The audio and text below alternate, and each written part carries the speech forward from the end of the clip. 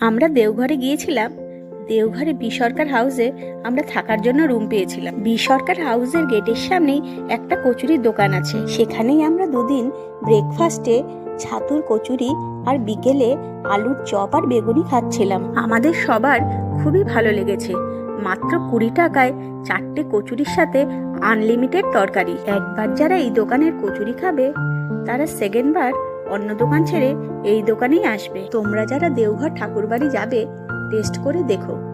ঠিক বি সরকার হাউসের গেটের সামনেই। নিচে কন্ট্যাক্ট নাম্বার দিয়ে দিলাম, তোমরা চাইলে কন্ট্যাক্ট করে নিতে পারো।